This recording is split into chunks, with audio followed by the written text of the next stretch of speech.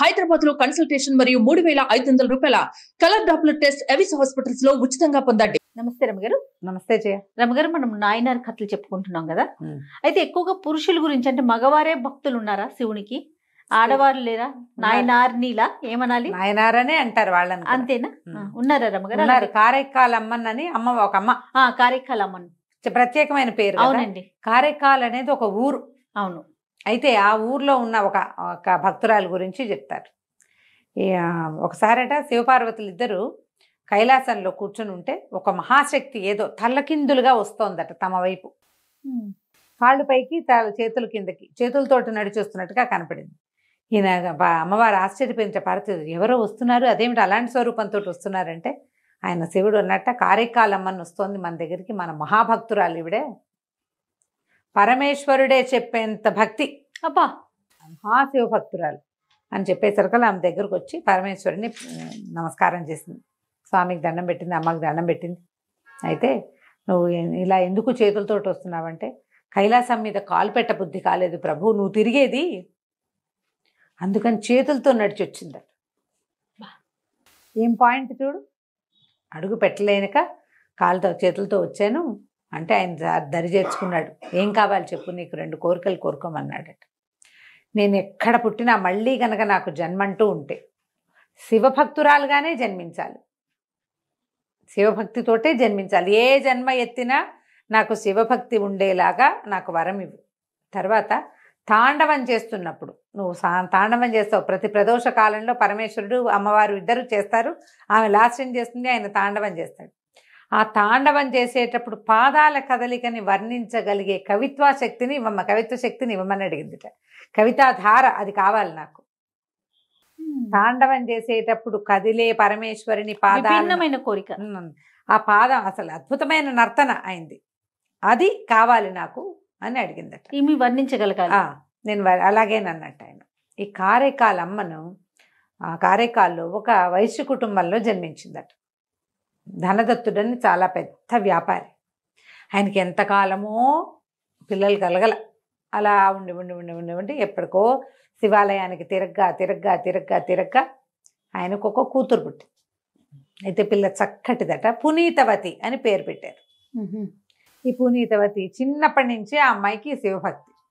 తండ్రితో కలిసి దేవాలయానికి వెళ్ళేది, తల్లితో కలిసి అన్ని రకాల పూజలు చేసేది. ఎవరైనా శివభక్తులు వాళ్ళు వాకిట్లకు వస్తే వాళ్ళకి బిచ్చం పెట్టేది ఆసక్తిగా. శివభక్తులు శివ పూజ కథలు, శివ సంబంధమైన గాథలు వినేది. శివపురాణం అవి చక్కగా కథలు నోటికొచ్చు. ఎవరైనా అడిగితే పొల్లు పోకుండా శివస్తోత్రాలు అప్పచెప్పేది.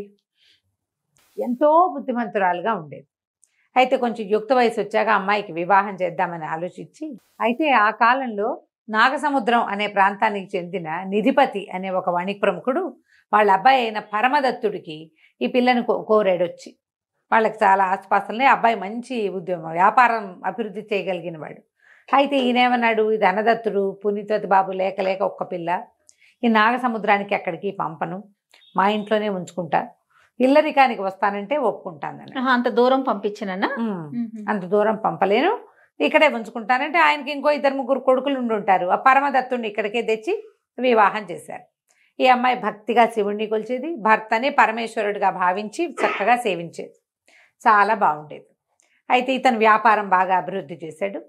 సరే, ఒకనాడు ఏమైంది, కొంచెం కాలంలో 2 మామిడి పళ్ళు ఎవరో పరమదత్తుడికి వచ్చినాయి. ఎవరో ఇంకా అంటే కాయకాలమే ఉంది, ఇంకా పళ్ళకాలం రాకముందే ఎవరి తోటలోనో పండినాయని జోడు పళ్ళు వచ్చాయి. జోడు పళ్ళు వస్తే ఆ జోడు పళ్ళని ఇంటికి పంపించాడు. పొద్దున్న 9 గంటల వేళ, 1 గంట వేళ భోజనానికి వస్తానన్నాడు. ఆ పూట ఏమైంది, మై 12 గంటలకి వంట చేసుకుంది. సరిగా తమ కోసమే చేసుకుంది. ఎవరో ఒక శివభక్తుడు ఒక ఆయన వచ్చి, అమ్మ ఆకలిస్తుంది అన్నం పెట్టమంటే అన్నం కూర వేసి భోజనం వడ్డిచ్చేసరికల్లా ఇంకేదైనా వేయమన్నాడు ఆయన. వేయమంటే ఈవిడేమంది, భర్తకి కూర కావాలి కనుక 2 మామిడి పళ్ళు ఉన్నాయి, ఓ పండు ఆయనకుంటుందని 2వ మామిడి పండుని ఈ శివభక్తుడి ఆకులో వేసేసింది. ఆయన ఆ పండు తిని చాలా సంతోషించి పుత్రపౌత్రాభివృద్ధిగా ఈ పునీతవతిని దీవించి, వ్యాపారం అభివృద్ధి కావాలమ్మా, నువ్వు నీ శివభక్తి ఎల్లప్పుడూ ఇటాగే ఉండాలని ఆయన వెళ్ళిపోయాడు. 1:30, 2 అయ్యేసరికల్లా ఈ పరమగుప్తుడు వచ్చాడు ఇంటికి. పరమదత్తుడు భర్త వచ్చాడు. అన్నం పెట్టింది. చాలా శ్రద్ధగా కాళ్ళు కడుక్కోవడానికి నీళ్ళు ఇచ్చి, కాసిన మంచినీళ్ళు ఇచ్చి, సేద తీర్చి ఆగేసింది. అన్నం పెట్టింది. అన్నం పెట్టి మామిడి పండు తరిగి పళ్ళలో వేసింది. అన్నం తిని మామిడి పండు తిని అబ్బాయి ఎంత తీయగా ఉంది, ఆ రెండో పండు కూడా వేయి అన్నాడు. రెండో పండు ఏది? లేదంటే ఏమంటాడో. వంటింట్లోకి వెళ్ళి పరమేశ్వర మామిడి పండేమో శివభక్తుడికి వేసిస్తాను, ఇప్పుడు భర్త అడుగుతున్నాడు ఏం చేయను అంటే తింగమని మామిడి పండు ప్రత్యక్షమైంది. శివుడికి పరమేశ్వరుడికి ఎదురుగుండా పెట్టిన ప్రసాదం పళ్ళెల్లో. సరే ఆ పండు తీసుకెళ్ళి 2 ముక్కలు చేసి భర్తకి ఇచ్చింది. ఆయన ఆ పండు తిని, ఏమే ఇందాకటి పండు కంటే ఇది ఇంకా తీగా ఉందే, తీగా ఎటా వచ్చిందే ఈ పండు అన్నాడు. ఈవిడ ఆలోచించుకుని భగవత్ ప్రసాదం అందుకని మెల్లిగా ఏం చెప్పింది, అది కాదండి, పొద్దున మీరు పంపించిన 2 పళ్ళల్లో ఓ పండుని ఒక శివభక్తుడు వస్తే ఆయనకు పెట్టాను, మీరు అడిగారని పరమేశ్వరుని ప్రార్థిస్తే భగవంతుడు ఇచ్చిన పండండి, అందుకే అంత తీయగా ఉంది అని చెప్పేసరికి ఆయన తెలబడి, ఏమిటి దేవుడు ఇచ్చాడు పండు, ఎక్కడైనా ఉంది లోకంలో? దేవుడు ఎటా ఇస్తాడు? చెట్లకు గాయిస్తాడు, చెట్లకి పువ్వులు వస్తాయి, చెట్లకి కాయలు వస్తాయి, అవంతా భగవత్ ప్రసాదం. అంతేగాని నువ్వు అడగంగానే నీ చేతులకు మామిడి పండు ఇస్తాటే భలే దొంగ మాటలు చెప్తున్నావు అన్నాడు. అనేసరికల్ పునీతవతంది, కాదండి, అక్షరాల భగవంతుడే ఇచ్చాడు, పరమేశ్వరుడే చిదంబరేశ్వరుడే నాకు ఇట్లా సమర్పించాడు, ఇచ్చాడు అంటే ఆయన ఒప్పుకోవాలి. ఏది నా ఎదురుగుండా అడుగన్నాడు. అనగానే ఏం చేస్తుంది? దండం పెట్టి, పరమేశ్వర నీ శక్తిని నా భక్తిని పరీక్షిస్తున్నారయ్యా, ఒక్కొక్క మామిడి పండు ఇవ్వవా అని చెయ్యిట పెట్టేసరికి చేతిలో పండు వచ్చింది. ఆయన నిర్ఘాంతపోయి చూస్తున్నాడు పరమదత్తుడు. ఈ చేతిలో ఉన్న పండు ఆయన చేతిలో పెట్టగానే మాయమైపోయింది. ఆయన నమ్మలేదు. ఇప్పుడు నమ్మాడు, ముందు నమ్మలేదు కాబట్టి ఆయన నిర్ఘాంతపోయాడు. మనిషి కాదు ఇది, ఏదో దేవతా స్త్రీ, దీంతో కాపురం చేసేది ఏమిటి? మనం దేవతా స్త్రీలతో కాపురం చేయొచ్చునా? పైగా ఇదేం భక్తి?